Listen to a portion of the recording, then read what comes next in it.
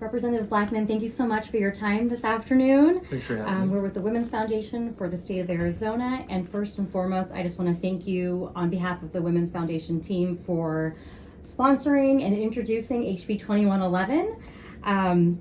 It's made it past the House with your efforts and is all over to the Senate, so just thank you so much, and our advocates, thank you as well. Great, so I'll just jump into our questions. Sure. With that, again, thank you so much for introducing HB 2111. This is a priority bill for the Women's Foundation, and it provides $10 million for the Healthy Families Arizona program. As we know, it's a voluntary home visiting program that helps at-risk families receive the resources they need and has a great track record in preventing child abuse and neglect. Yep. It's very important to us too at the Women's Foundation, since 99% of the program participants are moms, Yep. with 76% being single mothers. So just making sure they have those wraparound services is so important. So can you please tell us, why is it important to support single moms, in your opinion, for Arizona? Well, we see a lot of single moms in my community, and I say the Black American community. We see a lot of single moms there, and they need a lot of help. And it's not a handout, it's basically an opportunity for these young women and these single moms to be able to raise their children in an environment that is successful. This is going to do that. This is going to help. However, what we've seen a trend though, we've seen that single moms are not just pigeonholed into Black America minorities.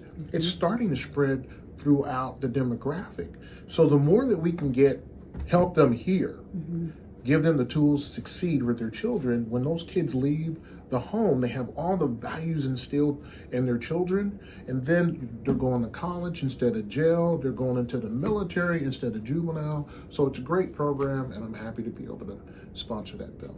Yeah, and thank you so much for mentioning that. I know one thing that the Healthy Families program does, it reduces the number of ACEs, or child adverse experiences that children have from the home and from life. So thank you again for mentioning that. All right, the second question I have is, besides helping families and single moms and single women, one of your passions is also criminal justice reform. Yeah.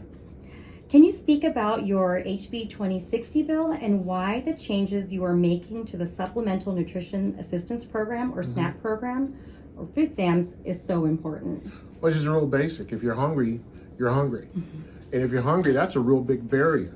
If a person's never been hungry and they take advantage, not advantage, but they take that for granted, then they take other things in life for granted. But a person is really hungry, then they're desperate. And if a person who gets out of prison or jail, they're desperate, they're hungry, they're cold, then they're going to do something to fix that, to alleviate that. This basic bill will put food in people's stomach and will give them that extra oomph to say, you know what, I can get up and do something right today instead of stealing some food because I'm hungry. I can get up and go get a job. Now, a lot of people don't look at it that basically, but I did. If a person has something in their stomach, then they can go the next day.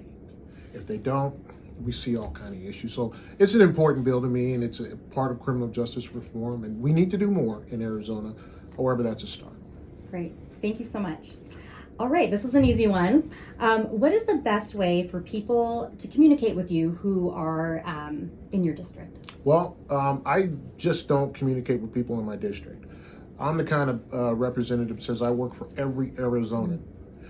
Even though I'm from LD6, which is in northeastern Arizona, whoever wants to get in touch with me on whatever issue, my door is always open, because I do work for the public. I don't just work for my district, I work for the public, and Arizonans pay tax dollars, you pay my salary, and it's my responsibility to make sure that I'm available. So they can just contact my office. They can either